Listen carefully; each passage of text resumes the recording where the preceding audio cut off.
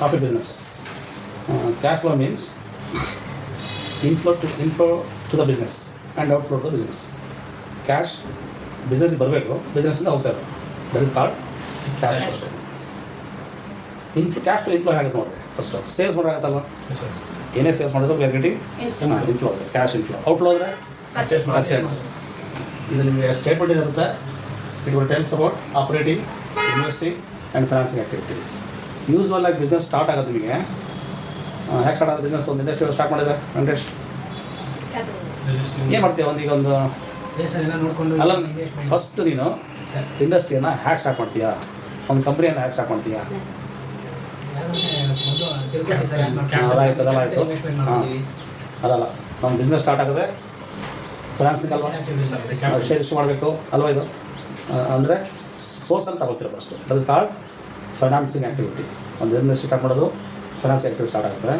ಅದಾದಮೇಲೆ Rakshita setting up of business, human power, ಆಯಿತು. ಈಗ ಪ್ಲ್ಯಾನ್ ಮಾಡಿದ್ರಿ, ದುಡ್ಡು ಕಲೆಕ್ಟ್ ಮಾಡಿದ್ರಿ, ಒಂದು ಕ್ಯಾಪಿಟಲ್ ಬಂತು ನಿಮಗೆ, ಒಂದು ಎಷ್ಟೋ ನಿಮ್ದು ಇನ್ವೆಸ್ಟ್ಮೆಂಟ್ ಒಂದು ಕ್ರೋರ್ಸ್ ಹಾಕೊಂಡಿದ್ರೆ ಕ್ರೋರ್ಸ್ ನೀವು ಬಂತು ಅಂತಿತ್ತು. ಹೇಗೆ ಬರುತ್ತೆ? ಡಿಫ್ರೆಂಟ್ ವೇಸ್ ಅಲ್ವಾ? ಶೇರ್ ಇಶ್ಯೂ ಮಾಡ್ತೀರಾ, ಪ್ರಿಫರೆನ್ಸ್ ಶೇರ್ ಇಶ್ಯೂ ಮಾಡ್ತೀರಾ, ಡಿಬೆಂಚರ್ ತೊಗೊಳ್ತೀರಾ, ಲೋನ್ ತೊಗೊಳ್ತೀರಾ, ಈಗೆಲ್ಲ ತೊಗೊಂಡು ಡಿಫ್ರೆಂಟ್ ಟೈಪ್ಸಲ್ಲಿ ಇವು ಕಲೆಕ್ಟೆಡ್, ಯುವರ್ ಕ್ಯಾಪಿಟಲ್ ಕಲೆಕ್ಟ್ ಆಯಿತು. ನೆಕ್ಸ್ಟ್ ಪ್ಲಾನ್ ಏನು? ಹಾಂ, ಏನು ಮಾಡ್ತೀರಾ ನೆಕ್ಸ್ಟ್ ಏನು ನಿಮಗೆ? ಆಪರೇಟಿಂಗ್ ಮಾಡ್ತೀರಾ? ವಿತೌಟ್ ಬಿಲ್ಡಿಂಗ್, ವಿತೌಟ್ ಮಷಿನರಿ ಮಾಡ್ತೀರಾ? ಅಲ್ಲ, ಅದೇ ನಾನು ಹೇಳೋದು. ಫಸ್ಟು ಫೈನಾನ್ಸಿಂಗ್ ದುಡ್ಡು ಕಲೆಕ್ಟ್ ಮಾಡಿದ್ರಿ. ನೆಕ್ಸ್ಟ್ ಪ್ರೋಸೆಸ್ ನಿಮ್ಮದು, ನಿಮ್ಗೆ ಏನು ಬೇಕಲ್ಲ ಅದನ್ನು ಪರ್ಚೇಸ್ ಮಾಡ್ತೀರಾ. ಲ್ಯಾಂಡ್ ಬೇಕು, ಬಿಲ್ಡಿಂಗ್ ಬೇಕು, ಮಷಿನರಿ ಬೇಕು. So that is called investing activity ಅಲ್ವಾ? ಇದು ಇನ್ವೆಸ್ಟಿಂಗ್ ಆ್ಯಕ್ಟಿವಿಟೀಸ್. ಅದೆಲ್ಲ ಸ್ಟಾರ್ಟ್ ಎಲ್ಲ ಆಯಿತು ಅಂದಮೇಲೆ ನಿಮ್ಮ ಬಿಸ್ನೆಸ್ಸನ್ನು ಮ್ಯಾನುಫ್ಯಾಕ್ಚರ್ ಮಾಡ್ತಾ ಹೋಗ್ತೀರಾ, ಅಲ್ಲಿಂದ ಸ್ಟಾರ್ಟ್ ಆಗುತ್ತೆ ಬಿಸ್ನೆಸ್ಸು. ಬಿಸ್ನೆಸ್ಸಲ್ಲಿ ಬರುತ್ತೆ ಆಪರೇಟಿಂಗ್ ಆ್ಯಕ್ಟಿವಿಟೀಸ್ ಬರುತ್ತೆ. So this is concept. ಈ ಮೂರಲ್ಲೂ ಕ್ಯಾಶ್ ಫ್ಲೋ ಆಗ್ತಿರುತ್ತೆ. ಕ್ಯಾಶ್ ಫ್ಲೋ ಆಗುತ್ತೆ, ಕ್ಯಾಶ್ ಔಟ್ ಫ್ಲೋ ಆಗ್ತಿರುತ್ತೆ, ಇನ್ಫ್ಲೋ ಆಗ್ತಿರುತ್ತೆ, ಔಟ್ ಫ್ಲೋ ಆಗ್ತಿರುತ್ತೆ ಅಲ್ವಾ? ಇದು ಫಾರ್ ಎಕ್ಸಾಂಪಲ್ ಫೈನಾನ್ಸ್ ಆ್ಯಕ್ಟಿವಿಟಿ ಏನಿರುತ್ತೆ? ನೀವು ಇಶ್ಯೂ ಆಫ್ ಶೇರ್ಸ್ ಮಾಡ್ತೀರಲ್ವಾ? ಶೇರ್ಸನ್ನು ಇಶ್ಯೂ ಮಾಡ್ತೀರಾ, ಇಶ್ಯೂ ಆಫ್ ಶೇರ್ಸ್ ಅಲ್ವಾ? ಇದು ಕರೆಕ್ಟ್ ಅಂತ. ಇದು ಇಶ್ಯೂ ಆಫ್ ಶೇರ್ಸ್ ಮಾಡಿದ್ರೆ ಅಮೌಂಟ್ ಬರುತ್ತಲ್ವ? ಇದು ಅಮೌಂಟ್ ಬಂದರೆ ಪ್ಲಸ್ ಮಾಡ್ತೀರಲ್ವ? ಇದು ಆ್ಯಡ್ ಆಗುತ್ತೆ. ಎಲ್ಲಿ?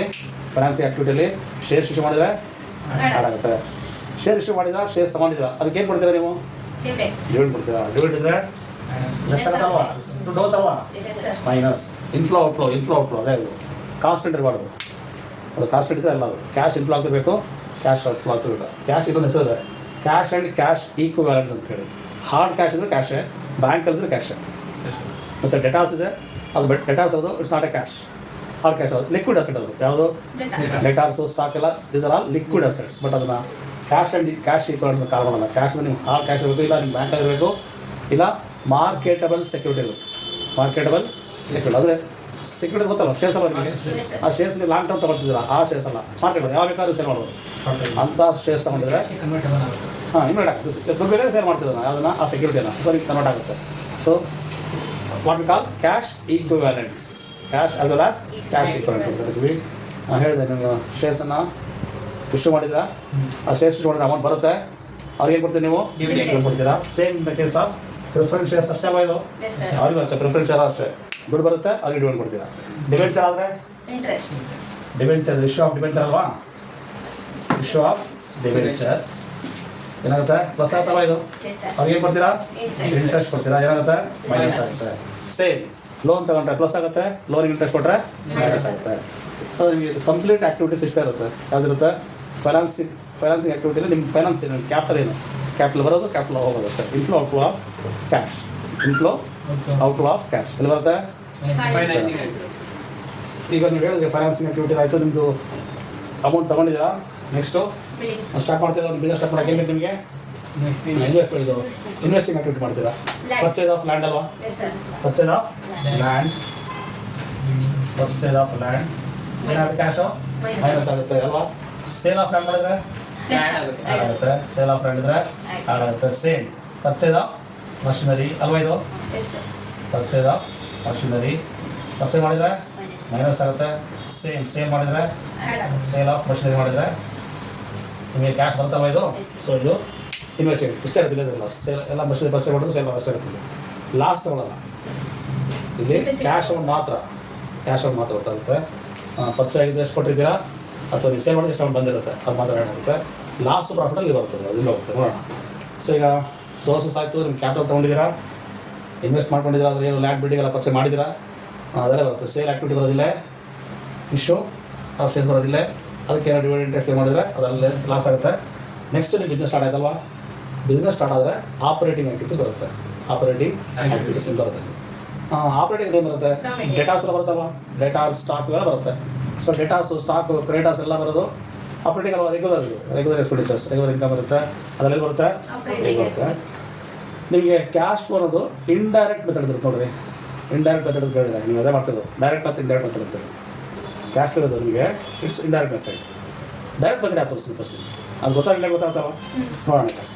ಸೊ ಒಂದು ಯೂಸ್ವಲ್ ಆಗಿ normal trading and profit loss account ಹಾಕೋತೀನಿ. ಅದರಲ್ಲಿ ಏನು ಬರುತ್ತೆ, ಬೈಯಲ್ಲಿ ಏನು ಬರುತ್ತೆ ಹೇಳ್ರಿ, ಸೇಲ್ಸ್ ಅವ ಇದು ಸೇಲ್ಸ್ ಇದೆ. ಫಾರ್ ಎಕ್ಸಾಂಪಲ್ 2 lakh ಅಂತ ಇಟ್ಕೊಳ್ರಿ, ಸೇಲ್ಸ್ 2 lakh ಇದೆ. ಇಲ್ಲಿ ಸ್ಯಾಲರಿ ಬರುತ್ತಾ, ಟ್ರೇಡಿಂಗ್ ಅಕೌಂಟ್ ಇದೆ, ಅದಕ್ಕಾಗಿ ಪ್ರಾಫಿಟ್ ಲಾಸ್ ಅಕೌಂಟು. ಟ್ರೇಡಿಂಗ್ ಅಕೌಂಟಲ್ಲಿ raw material to finish goods ಅಲ್ವಾ, ಏನು ಬಿಟ್ವಿ whatever expenditure incurred raw material to finish goods ಅಲ್ಲಿ ಬರ್ತೀವಿ. For example purchase of raw material ಬರ್ತೀರಾ.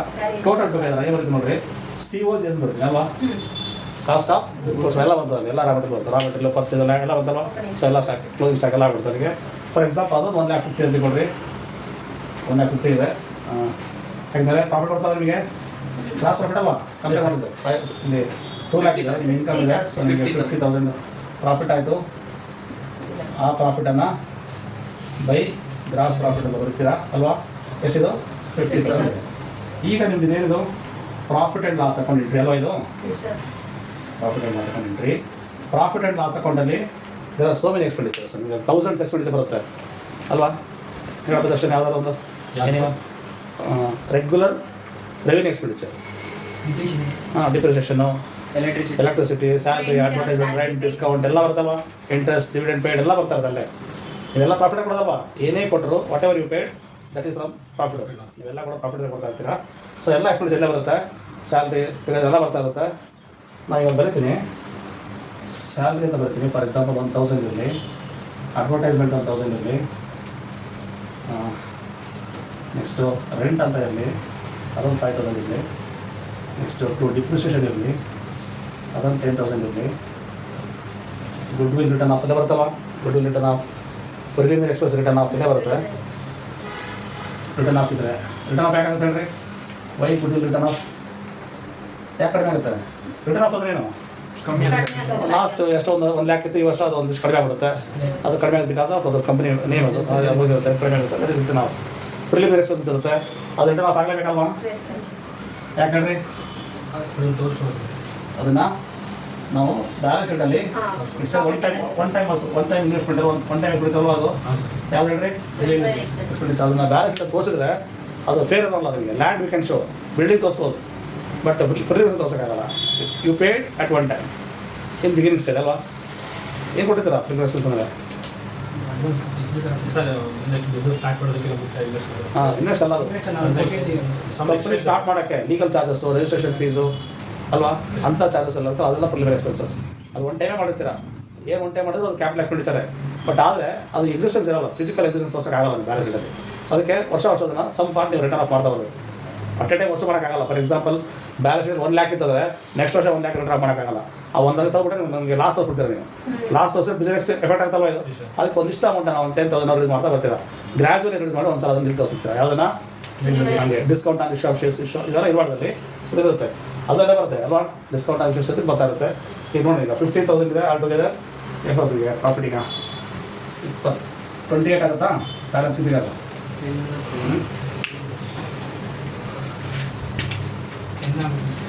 ಇನ್ವೆಸ್ಟ್ಮೆಂಟ್ ಎಷ್ಟು ಕೊಟ್ಟಿರೋನು ಅದೊಂದು ಬರ್ತದೆ. ಕೊಟ್ಟಿದ್ದಾನೆ ಮೂವಿನ ಕೊಟ್ಟಿರೋಲ್ವಾ ಬರ್ತೀನಿ. ಸೊ ನೆಟ್ ಪ್ರಾಫಿಟ್ 23 ಆಗುತ್ತೆ ಅಲ್ಲಿಗೆ ಅಲ್ವಾ, 23 ಆಗ್ತದೆ. ಸೊ ನೆಟ್ ಪ್ರಾಫಿಟ್ 23 ಇದೆ ಆಯ್ತಲ್ವಾ. ಇಲ್ಲಿ ಆಪ್ರೇಟಿಂಗ್ ಅಂದರೆ ಪ್ರಾಫಿಟೇ ಬರೋದಲ್ವಾ. ಆಪ್ರೇಟಿಂಗ್ ಅಂದರೆ ಪ್ರಾಫಿಟ್ ಇಲ್ಲೇ ಬರೋದು, ಬಿಸ್ನೆಸ್ಸಲ್ಲೇ ಬರೋದು. ಈಗ ಪ್ರಾಫಿಟ್ ತೊಗೊಳ್ತೀನಿ ನೋಡಿ. ಈಗ ನಿಮ್ಮ ಬ್ಯಾಲೆನ್ಸ್ ಶೀಟಲ್ಲಿ ಇದೆಲ್ಲ ತಗೊಂಡ್ರೆ ಯಾವುದು ಹೇಳಿದೆ ನಿಮಗೆ, operating activities, cash inflow, cash outflow ಅದೇ ಇರಬೇಕಲ್ವ. ಇನ್ಫ್ಲೋ ಆಗಿರಬೇಕಿಲ್ಲ, ಔಟ್ಫ್ಲೋ ಆಗಬೇಕು. ಇನ್ಫ್ಲೋ ಆಗಿರಬೇಕಿಲ್ಲ, ಔಟ್ಫ್ಲೋ ಆಗಬೇಕು. ನಾನು ಸ್ಯಾಲ್ರಿ ತಗೊಳ್ತೀನಿ. ಈಗ ಟು ಸ್ಯಾಲ್ರಿ ಎಷ್ಟಿದೆ 1,000 ಅಲ್ವಾ, ಸ್ಯಾಲ್ರಿ ಕೊಟ್ಟಿದ್ದೀರಾ. ನೆಕ್ಸ್ಟು ಅಡ್ವರ್ಟೈಸ್ಮೆಂಟ್ ಕೊಟ್ಟಿದ್ದೀರಾ ಹೌ ಮಚ್ಚು 1000 ಕೊಟ್ಟಿದ್ದೀರಾ ಟು ರೆಂಟಿಗೆ ಕೊಟ್ಟಿದ್ದೀರಾ 5000 ಮತ್ತು ರಿಜಿಸ್ಟ್ರೇಷನ್ ಕೊಟ್ಟಿದ್ದೀರಾ 10,000 ಗುಡ್ ವಿಲ್ ನಾನು ಹೇಳಿದೆ ಇಲ್ಲಿ cash flow statement cash effect ಆಗಿರಬೇಕಲ್ವಾ ಕ್ಯಾಶ್ ಇನ್ಫ್ಲೋ ಆಗಬೇಕು ಇಲ್ಲ ಕ್ಯಾಶ್ ಗುಡ್ ವಿಲ್ ಅಂದರೆ ಏನೀಗ ಡಿಪ್ರೆಷನ್ ಇದೆ ನಾನು ರಿವ್ಯೂ ಮಾಡ್ತಿದ್ದೆ ಡಿಪ್ರೆಷನ್ ಯಾಕೆ ಕಮ್ಮಿ ಆಗಿ ನನ್ನ ಕ್ವಶನ್ ನೋಡ್ರಿ ಈ ಸ್ಟೇಟ್ಮೆಂಟ್ ಏನಿರ್ತಂದ್ರೆ ಕ್ಯಾಶ್ ಇನ್ಫ್ಲೋ ಆಗಿರ್ಬೇಕಿಲ್ಲ ಕ್ಯಾಶ್ ಔಟ್ಫ್ಲೋ ಆಗಿರ್ಬೇಕು ಡಿಪ್ರಿಸಿಯೇಷನ್ ಕ್ಯಾಶ್ ಟ್ರಾನ್ಸಾಕ್ಷನ್ ಆಗಿರುತ್ತಾ ಆಗಿರಲ್ಲ ಅಲ್ವಾ ಕ್ಯಾಶ್ ಟ್ರಾನ್ಸಾಕ್ಷನ್ ಆಗಿರೋದೇ ಇಲ್ಲ ಶೋರ್ ಅಲ್ವಾ ಇದು ಆದಮೇಲೆ ನಿಮ್ಗೆ ಎಕ್ಸ್ಪೆಂಡಿಚರ್ ಎಷ್ಟಾಯಿತು ಹಾಂ ಗುಡ್ ವಿಲ್ ಇದೆ ಗುಡ್ ವಿಲ್ 5,000 ಅದು ಡಿಪ್ರೆಷನ್ ಅಷ್ಟೇ ಕ್ಯಾಶ್ ಟ್ರಾನ್ಸಾಕ್ಷನ್ ಆಗಿರಲ್ಲ ಗುಡ್ ವಿಲ್ಲಲ್ಲೂ ಇದರಲ್ಲೂ ಆಗಿರಲ್ಲ ಅಲ್ವಾ ಟೋಟಲ್ 20,000 ಟ್ರಾನ್ಸಾಕ್ಷನ್ ಆಗಿರಲ್ಲ 20,000 ಟ್ರಾನ್ಸಾಕ್ಷನ್ ಆಗಿರಲ್ಲ 20,000 ಆಗಿರಲ್ಲ ಅಂದರೆ 7,000 ಅಷ್ಟೇ ಆಗಿರುತ್ತಲ್ವಾ 7,000 ನಿಮಗೆ ಇಲ್ಲಿ 7,000 ಆಗಿರುತ್ತೆ ಕರೆಕ್ಟಪ್ಪ ಇದು ಇನ್ನು ಇದೆಯಲ್ಲ ಈ 3 ಎಕ್ಸ್ಪೆಂಡಿಚರ್ಸು ಇದು ಲಾಸ್ ಆಗಿರುತ್ತೆ ಈ 3 ನಿಮಗೆ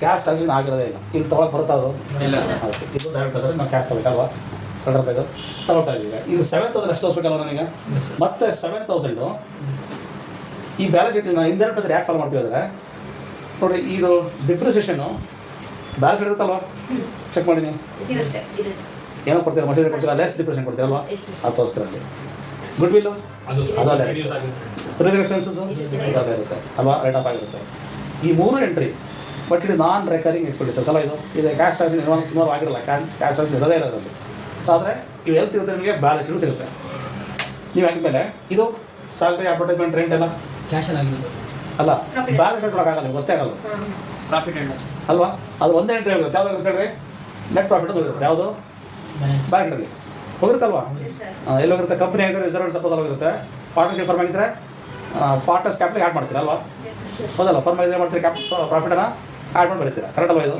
ಈ ಟ್ರಾನ್ಸಾಕ್ಷನು ಬ್ಯಾಲೆನ್ಸ್ ಶೀಟ್ ಸಿಗುತ್ತೆ ಈ 3 ಇಲ್ಲಿ ಸಿಗುತ್ತೆ ನಿಮಗೆ ಬ್ಯಾಲೆನ್ಸ್ ಶೀಟ್ ಸಿಗುತ್ತೆ ಇವೆಲ್ಲ ಥೌಸಂಡ್ಸ್ ಆಫ್ ಎಕ್ಸ್ಪೆಂಡಿಚರ್ಸ್ ಇದೆ ಬಟ್ ಬ್ಯಾಲೆನ್ಸ್ ಶೀಟ್ ಎಂಟ್ರಿ ಮಾಡೋಕ್ಕಾಗಲ್ಲ ನೀವು ಹಾಗೆ ಈ ಸ್ಟೇಟ್ಮೆಂಟ್ ಮಾಡಬೇಕಾದ್ರೆ ನಿಮ್ಗೆ ಏನು ಬೇಕು ಹೇಳ್ರಿ ಅಲ್ಲ ಟ್ರೇಡಿಂಗ್ ಅಕೌಂಟ್ ಬೇಕಾಗುತ್ತೆ ಪ್ರಾಫಿಟ್ ಲಾಸ್ ಅಕೌಂಟ್ ಗೊತ್ತಿರಬೇಕಾಗುತ್ತೆ ಆದರೆ ಮೋಸ್ಟ್ ಆಫ್ ನಿಮಗೆ ಕ್ವಶನ್ಸಲ್ಲಿ ಹಾಕಿರೋದೇ ಇಲ್ಲ ಏನಿರುತ್ತೆ ಓನ್ಲಿ ಬ್ಯಾಲೆನ್ಸ್ ಶೀಟ್ ಕೊಡ್ತಾರೆ ಓನ್ಲಿ ಬ್ಯಾಲೆನ್ಸ್ ಶೀಟ್ ಕೊಡ್ತಾರೆ ನನಗೆ ಇಲ್ಲೇನೋ ಲೆಸ್ ಮಾಡ್ತಾ ಇದ್ದೀನಲ್ವಾ ಲೆಸ್ ಮಾಡ್ತಾ ಇದ್ದೀನಿ ಯಾಕಂದರೆ ಡೈರೆಕ್ಟ್ ಮೆಥಡ್ ಹೇಳ್ತೀನಿ ಡೈರೆಕ್ಟ್ ಮೆಥಡ್ ಏನೋ ಆ್ಯಸ್ ಯೂಸಲ್ಲ ತಗೊಂಡು ಲೆಸ್ ಮಾಡೋದು ಆ್ಯಡ್ ಮಾಡ್ತಾ ಇದ್ದೀನಿ ಇಂಡೈರೆಕ್ಟ್ ಆದರೆ ಅದು ಆಪೋಸಿಟ್ ಆಗಬೇಕಲ್ವ ಈಗ ಇಲ್ಲಿ ಕ್ಯಾಶ್ ಎಕ್ಸ್ಪೆನ್ಸ್ ಏನು ಮಾಡ್ತೀನಿ ಲೆಸ್ ಮಾಡ್ತಾ ಇದ್ದೀನಿ ಇಲ್ಲಿ ಕೊಟ್ಟಿರೋದಲ್ವ ನಿಮಗೆ ಇದು ಇದೆಲ್ಲ ಮೈನಸ್ ಅಲ್ವಾ ಇದು ಸ್ಯಾಲ್ರಿ ಇದೆಲ್ಲ ಏನಿದು ಎಕ್ಸ್ಪೆಂಡಿಚರ್ಸ್ ನಾನು ಇದೆಲ್ಲ ಮಾಡಿದೆ ನಿಮಗೆ ಕ್ಯಾಶ್ ಬಂದರೆ ಆ್ಯಡ್ ಮಾಡಿದ್ದೀನಿ ಕ್ಯಾಶ್ ಹೋದರೆ ಲೆಸ್ ಮಾಡಿದ್ದೀನಿ ಅಲ್ವಾ ಇಲ್ಲೂ ಆಗಬೇಕಲ್ವಾ ಕ್ಯಾಶ್ ಔಟ್ಫ್ಲೋ ಆದರೆ ಲೆಸ್ ಮಾಡಿದ್ದೀನಿ ಹಾಗಿದ್ಮೇಲೆ ನಿಮಗೆ compulsory trading and profit loss account ಇರಲೇಬೇಕಲ್ವಾ trading and profit loss account ಇರಲೇಬೇಕು ಸೊ ಈಗ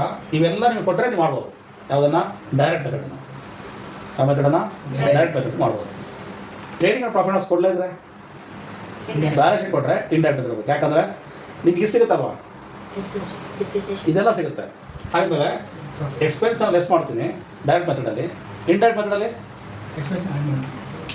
ಇದನ್ನು ಆ್ಯಡ್ ಮಾಡ್ತೀನಿ ಕರೆಕ್ಟ್ ಆಗುತ್ತವಾಗ ಡೈರೆಕ್ಟ್ ಮೆಥಡಲ್ಲಿ ಕ್ಯಾಶ್ ಎಕ್ಸ್ಪೆನ್ಸ್ ನಾನು ಏನು ಮಾಡ್ತಿದ್ದೆ ಮೈನಸ್ ಮಾಡ್ತಾಯಿದ್ವಿ ನಮಗೆ ಡೈರೆಕ್ಟ್ ಮೆಥಡ್ ಮಾಡಬೇಕಾದ್ರೆ ಕಂಪಲ್ಸರಿ ನಮ್ಗೆ ಏನು ಬೇಕು ಹೇಳ್ರಿ trading and profit loss account ಬೇಕೇ ಬೇಕಲ್ವಾ ಟ್ರೇಡಿಂಗ್ ಆ್ಯಂಡ್ ಪ್ರಾಫಿಟ್ ಅದು ಬೇಕು ಅಗೇನ್ ಬ್ಯಾಲೆನ್ಸ್ ಶೀಟ್ ಬೇಕು ನಿಮಗೆ ಬ್ಯಾಲೆನ್ಸ್ ಶೀಟ್ ಬೇಕು ಮತ್ತು trading and profit loss account ಬೇಕು ಅದು ಯಾವುದೂ ಕೊಟ್ಟಿರಲ್ಲ ಯಾಕಂದರೆ ಇಟ್ಸ್ ಯೂಸ್ ಅಲ್ವಾ ಅದು ಎಲ್ಲ ಎಕ್ಸ್ಪೆನ್ಸ್ ಕೊಡೋಕ್ಕಾಗಲ್ಲ ಅದು ಪ್ಲೇಸಲ್ಲಿ ಬ್ಯಾಲೆನ್ಸ್ ಶೀಟ್ ಅಷ್ಟೇ ಕೊಡ್ತಾರೆ ಬ್ಯಾಲೆನ್ಸ್ ಶೀಟಲ್ಲಿ ಏನು ಬೇಕಾದ್ರೆ ಸಿಗುತ್ತೆ ನಿಮಗೆ ಏನು ಬೇಕಾದ್ರೆ ಮೇನಾಗಿ ಇದು ಬೇಕಲ್ವಾ ಇದು ಅಲ್ಲಿರುತ್ತೆ ಸಿಗುತ್ತೆ ಮತ್ತೆ ನಿಮಗೆ ನೆಟ್ ಪ್ರಾಫಿಟ್ ಅದು ಇರುತ್ತೆ ನೆಟ್ ಪ್ರಾಫಿಟ್ ಹೆಂಗೆ ಬಂದಿರುತ್ತೆ ಇದು ಎಕ್ಸ್ಪೆನ್ಸ್ ಲೆಸ್ ಮಾಡಿದ್ರೆ ಬಂದಿರ್ತಲ್ಲ ಇದು ಸೊ ಮೇಲೆ ಅದು ಅವಾಯ್ಡ್ ಆಗಿಬಿಡುತ್ತೆ ನಿಮಗೆ ಥೌಸಂಡ್ಸ್ ಆಫ್ ಎಂಟ್ರಿ ಬರಲ್ಲ ಹೋಗ್ಬಿಡುತ್ತೆ ಅದು ಒಂದು ಬ್ಯಾಲೆನ್ಸ್ ಶೀಟ್ ಮೇಲೆ ನಾವೇನು ಮಾಡ್ಬೋದು ಹೇಳ್ರಿ ಇಂಡೈರೆಕ್ಟ್ ಮೆಥಡಲ್ಲಿ ಫಾಲೋ ಮಾಡ್ಬೋದು ಸೊ ನಾವೇನು ಕ್ಯಾಶ್ ಎಕ್ಸ್ಪೆನ್ಸನ್ನು ಲೆಸ್ ಮಾಡ್ತೀವಲ್ವಾ ಅದ್ರ ಬದಲಿ ಅಪೋಸಿಟ್ ಆಗಿ ಇಂಡೈರೆಕ್ಟ್ ಮೆಥಡ್ ಏನೋ ನಾನ್ ಆಪರೇಟಿಂಗ್ ಎಕ್ಸ್ಪೆನ್ಸನ್ನು ಆ್ಯಡ್ ಮಾಡ್ತೀವಿ ಗೊತ್ತಾಗಿದೆಯಾ ಯಾಕೆ ಆ್ಯಡ್ ಮಾಡ್ತೀವಿ ಯಾಕೆ ಲೆಸ್ ಮಾಡ್ತೀವಿ ಅಂತೇಳಿ ದರ್ಶನಿಗೆ ಏನೋ ಡೌಟ್ಸಲ್ಲಿದೆ ಚಂದನಿಗೆ ಇಲ್ಲ ಸರ್ ನಾನು ಗೊತ್ತಾಗಿಲ್ಲ ಎಲ್ಲ ಪ್ಲಸ್ ಇದ್ರೆ ಮೈನಸ್ ಅಂತ ಮೈನಸ್ ಇದೆ ಪ್ಲಸ್ ನಿಮ್ಮ ಮಕ್ಕ ನೋಡೋಕೆ ಅನಿಸ್ತಾ ಇದೆ ಫೇಸ್ ನೋಡಿದ್ರೆ ಏನೋ ಡೌಟ್ ಇದೆ ಅನಿಸ್ತು ನನಗೆ ಏನು ಡೌಟ್ ಹೇಳಿ ಫಸ್ಟು ಇದೇನಂದರೆ ನಾನು ಹೇಳ್ತೀನಿ ನೋಡಿ ಇದನ್ನು ಪ್ರಿಪೇರ್ ಮಾಡೋಕ್ಕೆ ನಿಮಗೆ ಡೈರೆಕ್ಟ್ ಮೆಥಡ್ ಫಾಲೋ ಮಾಡಬೇಕಾದ್ರೆ ನಮ್ಗೆ ಏನು ಬೇಕು trading and profit loss account ಬೇಕು ಜೊತೆಗೆ ಬ್ಯಾಲೆನ್ಸ್ ಶೀಟ್ ಬೇಕು ಬ್ಯಾಲೆನ್ಸ್ ಶೀಟ್ ಹಾಕಬೇಕಂದ್ರೆ ಇದೆಲ್ಲ ಬೇಕಲ್ವಾ ಇನ್ವೆಸ್ಟಿಂಗು ಶೇರ್ಸ್ ಇದು ಅದು ಬೇಕಾಗುತ್ತೆ ಅದೆಲ್ಲ ಇದ್ದರೆ ನಾವು ಮಾಡ್ಬೋದು ಡೈರೆಕ್ಟ್ ಮೆಥಡ್ ಮಾಡ್ಬೋದು ಹಾಂ ಬರೀ ಬ್ಯಾಲೆನ್ಸ್ ಶೀಟ್ ಇದ್ರೆ Indirect. Okay we are following indirect method to calculate Cash cash statement indirect method ತಗೊಳ್ತೀವಿ. ಇಂಡೈರೆಕ್ಟ್ ಮೆಥಡ್ ನಿಮ್ಗೆ ಬೇಕಾದ ಇನ್ಫಾರ್ಮೇಷನ್ ಸಿಗುತ್ತೆ, ಅಕ್ಯುರೇಟ್ ಸಿಗುತ್ತೆ. ಯಾಕಂದರೆ ಪ್ರಾಫಿಟ್ ಇರುತ್ತೆ. ಪ್ರಾಫಿಟ್ ಏನು ಮಾಡ್ತೀರಾ, ಎಕ್ಸ್ಪೆನ್ಸ್ ಲೆಸ್ ಆಗಿರುತ್ತೆ, ಅದು ಬಂದಿರುತ್ತೆ, ಅಲ್ಲೇ ಇರುತ್ತೆ, ಎಲ್ಲಿರುತ್ತೆ ಬ್ಯಾಲೆನ್ಸ್ ಶೀಟ್ ಇರುತ್ತೆ. ಮತ್ತು ನಿಮ್ಗೆ ಬೇಕಾಗಿದೆ ಹೇಳ್ರಿ, ಈ ಮೂರು ಬೇಕೇ ಬೇಕಲ್ವಾ, ಈ ಮೂರು ಲೆಸ್ ಆಗಿರಲ್ಲ, ಹಂಗೆ ಇರ್ತದೆ, ಇದು ಮೂರು ಲೆಸ್ ಆಗಿರಲ್ಲ, ಅದು ನಿಮ್ಗೆ ಸಿಗುತ್ತೆ, ಅದು ಆ್ಯಡ್ ಆಗುತ್ತೆ. ನಾವು ಕ್ಯಾಶ್ ಫ್ಲೋ ಸ್ಟೇಟ್ಮೆಂಟಲ್ಲಿ ಎಕ್ಸ್ಪೆನ್ಸ್ ಲೆಸ್ ಮಾಡ್ತೀವಿ, ಇಂಡೈರೆಕ್ಟ್ ಆಗಿದ್ದರಿಂದ ನಾನ್ ಆಪರೇಟಿಂಗ್ ಎಕ್ಸ್ಪೆನ್ಸ್ ಏನು ಮಾಡ್ತೀವಿ, ಆ್ಯಡ್ ಮಾಡ್ತೀವಿ. ಸೊ ಅದು ಕಾನ್ಸೆಪ್ಟ್ ಇದು. So first start with financing activity ಅಲ್ವಾ, ಅದು ಸ್ಟಾರ್ಟ್ ಆಗಿ ಫೈನಾನ್ಸು ಅದೇ ಬರುತ್ತೆ, ಶೇರ್ಸ್ ಬರುತ್ತೆ, ರೇಂಜ್ ಎಲ್ಲ ಇಶ್ಯೂ ಮಾಡಿ ಬರುತ್ತೆ. ಅದಕ್ಕೆ ಏನು ಪೇ ಮಾಡ್ತೀರಾ, ಸೋರ್ಸ್ ಯಾಕೆ ಕಲೆಕ್ಟ್ ಮಾಡ್ತೀರಾ, ಅದಕ್ಕೇನು ಹೋಗುತ್ತೆ ಅಂತೇಳಿ. ಶೇರ್ಸ್ ಬಂದರೆ ಅದು ಡಿವಿಡೆಂಡ್ ಹೋಗುತ್ತಲ್ವ, ಸೊ ಅಲ್ಲಿ ಪ್ಲಸ್ ಮೈನಸ್ ಆಗುತ್ತೆ. ನೆಕ್ಸ್ಟ್ ನಿಮ್ಗೆ ಅಮೌಂಟ್ ಕಲೆಕ್ಟ್ ಆದರೆ ನಿಮ್ಮದು ಕ್ಯಾಪಿಟಲ್ ಬಂತಂದರೆ ಇನ್ವೆಸ್ಟಿಂಗ್ ಸ್ಟಾರ್ಟ್ ಮಾಡ್ತೀರಾ ಅಲ್ವಾ. ಇದು ಲಾಸ್ಟಲ್ಲಿ ಆಪರೇಟಿಂಗ್ ಬರುತ್ತೆ. ಸೊ ಆಪರೇಟಿಂಗಲ್ಲಿ ಇಂಡೈರೆಕ್ಟ್ ಮೆಥಡ್ ಫಾಲೋ ಮಾಡ್ತೀವಿ. ಅದು ಯಾಕಂತ ಹೇಳಿದ್ರೆ ನಿಮ್ಗೆ ಇಂಡೈರೆಕ್ಟ್ ಯಾಕಂತ ಹೇಳಿ ಆದ್ಮೇಲೆ ಸೊ ಇಲ್ಲಿ ಪ್ರಾಫಿಟ್ ಅಂತ ಇರ್ತಾವ, ಇಲ್ಲಿ ಪ್ರಾಫಿಟ್ ತೊಗೊಳ್ತೀವಿ. ಪ್ರಾಫಿಟ್ ತೊಗೊಂಡ್ಮೇಲೆ ನೆಟ್ ಪ್ರಾಫಿಟ್ ತೊಗೊಳ್ತೀವಿ. ಎಲ್ಲ ಆ್ಯಡ್ ನಾನ್ ಆಪರೇಟಿಂಗ್ ಎಕ್ಸ್ಪೆನ್ಸನ್ನು ಆ್ಯಡ್ ಮಾಡ್ತೀರಾ. ಯಾವ್ದು ಮಾಡ್ತೀರಾ, ಏನಕ್ಕೆ ಆ್ಯಡ್ ಮಾಡ್ತೀರಾ ಅಂತ ಹೇಳಿ ನಿಮ್ಗೆ ಅಲ್ವಾ, ಈಗ ಕರೆಕ್ಟ್ ಅದು ಆ್ಯಡ್ ಮಾಡೋದು ರೈಟ್ ಆಗ ನಿಮಗೆ ರೈಟ್. ಯಾಕಂದರೆ ಅದು ಎಕ್ಸ್ಪೆನ್ಸ್ ಅಲ್ಲಿರುತ್ತೆ, ಅದು ತೊಗೊಳ್ತಿರೋದು ಮೂರೇ ಬಿಟ್ಟು ಮಿಸ್ ಆಗಿರುತ್ತೆ. ನಿಮಗೆ ಯಾವುದು ನಾನ್ ಆಪರೇಟಿಂಗ್ ಎಕ್ಸ್ಪೆನ್ಸ್ ಮಾತ್ರ ಮಿಸ್ ಆಗಿರುತ್ತೆ, ಅದನ್ನು ಆ್ಯಡ್ ಮಾಡ್ತೀರಾ. ನೆಕ್ಸ್ಟು ಈಗ ನಿಮಗೆ ಬ್ಯಾಲೆನ್ಸ್ ಶೀಟಲ್ಲಿ ಕರೆಂಟ್ ಅಸೆಟ್ಸ್ ಕರೆಂಟ್ ಲಾಭ ಇರುತ್ತಲ್ವ, ಇರುತ್ತೆ ಬ್ಯಾಲೆನ್ಸ್ ಶೀಟಲ್ಲಿ ಯಾವ್ದು ಇರುತ್ತೆ. ಇಲ್ಲೇ ಬಂದಿರುತ್ತೆ ನಿಮಗೆ ಶೇರ್ಸ್ ಅಷ್ಟೇ ಬಂದಿರುತ್ತೆ, ಕ್ಯಾಪಿಟಲ್ ಬಂದಿರುತ್ತೆ, ಇಲ್ಲಿ ಇನ್ವೆಸ್ಟಿಂಗ್ ಬಂದಿರುತ್ತೆ, ಇನ್ನೇನಿರುತ್ತೆ ಕರೆಂಟ್ ಅಸೆಟ್ಸ್ ಇರುತ್ತೆ, ಕರೆಂಟ್ ಲಯಬಿಲಿಟೀಸ್, ಕರೆಂಟ್ ಅಸೆಟ್ಸ್ ಇರುತ್ತೆ, ಕರೆಂಟ್ ಲಯಬಿಲಿಟಿ. ನೋಡಿರಿ ಅಸೆಟ್ಸ್ ನಿಮಗೆ ಯಾವುದೇ ಇರುತ್ತೆ, ಕರೆಂಟ್ ಅಸೆಟ್ಸ್ ಫಿಕ್ಸ್ಡ್ ಅಸೆಟ್ಸ್ ಯಾವುದಾದ್ರೂ ಅಷ್ಟೇ. ಅಸೆಟ್ಸ್ ಇನ್ಕ್ರೀಸ್ ಆದರೆ ಏನಾಗ್ತದೆ, ಅಸೆಟ್ಸ್ ಇನ್ಕ್ರೀಸ್ ಆದರೆ ನಿಮಗೆ ಕ್ಯಾಶ್ ಮೈನಸ್ ಆಗುತ್ತಲ್ವಾ, ಹೌದೇನಪ್ಪ. ಅಸೆಟ್ಸ್ ಇನ್ಕ್ರೀಸ್ ಆದರೆ ಕ್ಯಾಶ್ ಮೈನಸ್ ಆಗುತ್ತೆ, ಕರೆಕ್ಟ್ ಅಲ್ವಾ. ಇದು ನೀವು ಲ್ಯಾಂಡ್ ತೊಗೊಂಡ್ರೆ ಕ್ಯಾಶ್ ಹೋಯ್ತಲ್ವಾ ಅಲ್ವಾ. ಅಸೆಟ್ಸ್ ಇನ್ಕ್ರೀಸ್ ಆದರೆ ಕ್ಯಾಶ್ ಮೈನಸ್, ಅಸೆಟ್ ಇನ್ಕ್ರೀಸ್ ಆದರೆ ಕ್ಯಾಶ್ ಆ್ಯಡ್ ಆಗುತ್ತೆ. ಇದು ನೆನಪಿರುತ್ತೆ, ಫಾರ್ಮುಲಾ ಫಿಕ್ಸ್ ಫಾರ್ಮುಲಾ. ಇದು ಎಲ್ಲ ಅಪ್ಲೈ ಆಗುತ್ತೆ. ಅಸೆಟ್ಸು ಡಿಕ್ರೀಸ್ ಆದರೆ ಕ್ಯಾಶ್ ಆ್ಯಡ್ ಆಗುತ್ತೆ. ಇದು ಮೇನ್ ಪಾಯಿಂಟ್. ಇದು ಸಮ್ಮಿಗಿದೆ ಕ್ಯಾಶ್ ಫ್ಲೋ ಸ್ಟೇಟ್ಮೆಂಟ್. ಇದು ಕಾನ್ಸೆಪ್ಟ್ ಇಂಪಾರ್ಟೆಂಟ್. ಏನು ಹೇಳ್ರಿ, ಅಸೆಟ್ಸ್ ಇನ್ಕ್ರೀಸ್ ಆದರೆ ಕ್ಯಾಶ್ ಹೋಗುತ್ತೆ. ವೆದರ್ ಎನಿ ಯಾವುದೇ ಆಗಿರಲಿ, current assets or fixed assets ಯಾರಾದರೂ ಅಷ್ಟೇ. ಅದ್ರ ಆಪೋಸಿಟ್ ಆಗಿ ಅಲ್ವಾ. ಫಾರ್ ಎಕ್ಸಾಂಪಲ್ ಲಯಬಿಲಿಟಿ ತಗೊಂಡಿಲ್ಲ, ಲಯಬಿಲಿಟಿ ಇನ್ಕ್ರೀಸ್ ಆದರೆ ಕ್ಯಾಶ್ ಬರುತ್ತಲ್ವಾ, ಹೌದಲ್ವಾ. ಪ್ರಿಫರೆನ್ಷಿಯಲ್ ಕ್ಯಾಪಿಟಲ್ 2 lakh ಇತ್ತು, 3 lakh ಆಗಿದ್ರೆ ಇರೋದು ಬಂತಲ್ವ ಕ್ಯಾಶ್ ನಿಮಗೆ. ಮತ್ತೆ 1 ಲಕ್ಷ ಶೇರ್ ಇಶ್ಯೂ ಮಾಡಿದಲ್ವ ನೀವು. ಹಾಂ, ಸೊ ಅದರಿಂದ ಲಯಬಿಲಿಟಿ ಇನ್ಕ್ರೀಸ್ ಆದರೆ ಸೊ ಲಯಬಿಲಿಟಿ ಡಿಕ್ರೀಸ್ ಆದರೆ ಸೊ ಅದು ಔಟ್ಫ್ಲೋ ಅಂತಲ್ವ. ಇದು ಔಟ್ಫ್ಲೋ ಇನ್ಫ್ಲೋ ಔಟ್ಫ್ಲೋ ಅಲ್ವಾ. ಇದು ಹೌದಪ್ಪ. ಇದು ಇಂಪಾರ್ಟೆಂಟ್ ಫಾರ್ಮುಲಾ, ಇದು ಇಂಪಾರ್ಟೆಂಟ್ ಕಾನ್ಸೆಪ್ಟ್. ಇದು ಈ ಸಮ್ಮಿಗೆಲ್ಲ ಇದೆ ಅಪ್ಲೈ ಆಗೋದು. ಎಲ್ಲೆಲ್ಲಿ ಅಸೆಟ್ಸ್ ಇನ್ಕ್ರೀಸ್ ಆಗುತ್ತೆ ನೀವು ಡೈರೆಕ್ಟಾಗಿ ಕೊಟ್ಬಿಟ್ಟು ಏನಂತೇಳಿ ಮೈನಸ್. ಮತ್ತು ಅಸೆಟ್ ಡಿಕ್ರೀಸ್ ಆದರೆ ಸೇಲ್ ಆಗಿರುತ್ತೆ ಅಂತ ಅರ್ಥದ್ದು. ಲ್ಯಾಂಡ್ 10 ಲಕ್ಷ ಆಯಿತು, 5 ಲಕ್ಷ ಆಯಿತು ಅಂದರೆ ಏನದು ಲ್ಯಾಂಡ್ ಪ್ರಿಪೇರ್ ಮೀನಿಂಗ್ ಏನು, ಕ್ಯಾಶ್ ಬರ್ತಲ್ಲ ನೀವು. ಸೇಲ್ ಆಫ್ ಲ್ಯಾಂಡ್ ಆಗಿದೆ, so you are getting 5 lakhs. So ನಿಮಗೆ ಅದು ಇನ್ಫ್ಲೋ ಆಗಿರುತ್ತೆ. So this are concept. Assets ನಿಮಗೆ ಇನ್ಕ್ರೀಸ್ ಆದರೆ ಕ್ಯಾಶ್ ಲೆಸ್ ಆಗುತ್ತೆ, ಡಿಕ್ರೀಸ್ ಆದರೆ ಆ್ಯಡ್ ಆಗುತ್ತೆ. ಲಯಬಿಲಿಟಿ ಇನ್ಕ್ರೀಸ್ ಆದರೆ ಕ್ಯಾಶ್ ಆ್ಯಡ್ ಆಗುತ್ತೆ, ಡಿಕ್ರೀಸ್ ಆದರೆ ಇದು ಮೈನಸ್ ಆಗುತ್ತೆ ಅಲ್ವಾ. ಇದು so this is cash flow statement. ಇದು ಕಾನ್ಸೆಪ್ಟ್. ಇದು ಸೇಮ್ ಕರೆಂಟ್ ಅಸೆಟ್ಸ್ ಅಷ್ಟೇ. ಫಾರ್ ಎಕ್ಸಾಂಪಲ್ ಹೇಳಿದ ನಿಮಗೆ ಅದೇ ಅಲ್ವಾ. ಕರೆಂಟ್ ಅಸೆಟ್ ಡೇಟಾಸ್ ಇನ್ಕ್ರೀಸ್ ಆದರೆ ಕಂಪೇರ್ ಮಾಡ್ತೀರಾ 10,000 12,000 10,000 ಇದೆ ಲಾಸ್ಟ್ ಇಯರು. ಮ್ಯಾನೇಜ್ಮೆಂಟ್ ಕೊಡೋದೇನು ಫಸ್ಟ್ ಆಗಿದೆ ನಿಮಗೆ. ಇಟ್ಸ್ ಎ ಕಂಪ್ಯಾರಿಸನ್ ಅಲ್ವಾ. ಈ ಫುಲ್ ನಿಮಗೆ ಮ್ಯಾನೇಜ್ಮೆಂಟ್ ಅಕೌಂಟ್ ಟೆಕ್ಸ್ಟ್ ಬುಕ್ ಇದೆ ಹೇಳ್ರಿ, ಕಂಪೇರ್ ಮಾಡಿದ್ರೆ ನಿಮಗೆ ಕಂಪೇರ್ ಸ್ಟೇಟ್ ಮಾಡಿದ್ದೀರಾ ಇಲ್ಲ, ಹಂಗೆ ಕಂಪೇರ್ ಮಾಡ್ತಿದ್ದೀರಾ. ಕಂಪೇರ್ ಮಾಡಿ ಅಸೆಟ್ಸು ಕರೆಂಟ್ ಅಸೆಟ್ಸ್ ನಿಮಗೆ ಇನ್ಕ್ರೀಸ್ ಆಗಿದ್ರೆ ಲೆಸ್ ಆಗುತ್ತೆ. 10,000 ಇರುತ್ತೆ, ಅದು 15,000 ಆದರೆ 5,000 ಮೈನಸ್ ಆಗುತ್ತಲ್ವಾ. ದುಡ್ಡು ಹೋಗಿದಾವ ನಿಮಗೆ. ಸ್ಟಾಕ್ ಒಂದು 10,000 ಇದೆಯಪ್ಪ, ಈಗ ಸ್ಟಾಕ್ 15,000 ಆಯ್ತು ಅಂದರೆ ಇನ್ನು 5,000 ಕೊಟ್ಟು ಸ್ಟಾಕ್ ತೊಗೊಂಡಿದ್ದೀರಲ್ವ ನಿಮಗೆ, ಕ್ಯಾಶ್ ಆಗುತ್ತೆ, ಇಲ್ಲಿಗೆ ಲೆಸ್ ಆಗುತ್ತೆ. ಸೊ ಎಲ್ಲ ಅದೇ ಬರುತ್ತೆ. ಸೊ ಇದು ಕಾನ್ಸೆಪ್ಟ್ ಇದು, ಅದಾದಲ್ವಾ.